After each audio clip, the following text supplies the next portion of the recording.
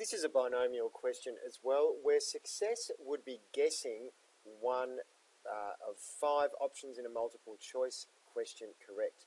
So the first thing I'm going to do is I'm going to define my variable. So I'm going to say let x equals the number of correct answers.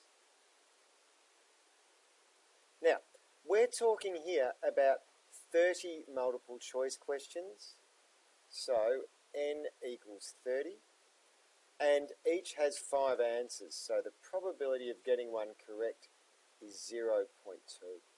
Another way I could write that, and a way you need to be familiar with, is to say that we're looking at a x is a binomial distribution where I have 30 trials and my probability of getting one is 0.2. That's how I can write that in fancy maths language. So now, let's have a go at question A. Question A is asking the probability of getting half correct, so the probability that x equals 15 equals, let's find out. So if I wanted to do it the old-fashioned way, I could say that would therefore be 30c15 times 0.2 to the power of 15 and 0.8 also to the power of 15. But we can do it much quicker using our calculator. So I'm going to go to Statistics, Calc, Distribution, and back to the binomial distribution again.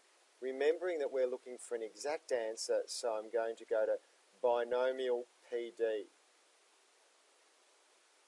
And I'll write that down so the examiner knows what I'm doing. Binomial PD, and the next thing, x will equal 15, n equals 30, p equals 0.2. So therefore the probability that x equals 15 will equal, let's put these numbers in,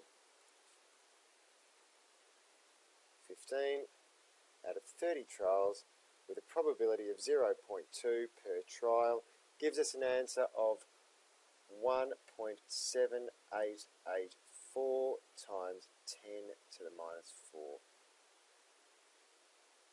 So there's my part 1.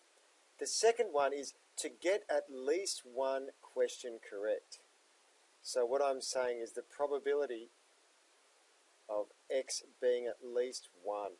Now a question like that, what you need to be thinking is that's the same as 1 minus the probability of getting none correct. So what we're going to do is we're going to go into our calculator and find out the probability of getting none.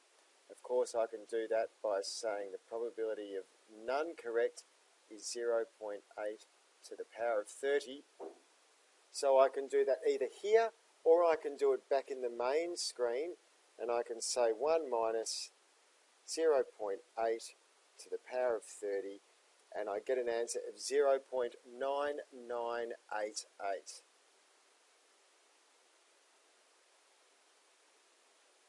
If I did this using the binomial distribution, then I could pop in here and do the same sort of thing, where I pop down and say binomial probability distribution there.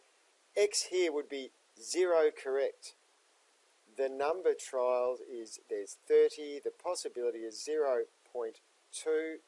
It tells me the chance that I would get absolutely none right is 0.12 times 10 to the negative 3. You'll find that that is this probability. Sorry, 1.2 times 10 to the negative 3. I'll get that right. And so when you take that away from 1, you're going to get the right answer.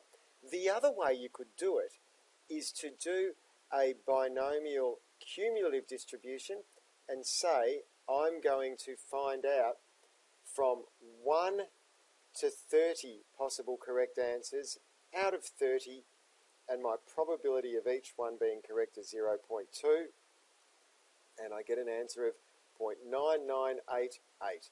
So This is correct. They both agree, and there's my happy examiner.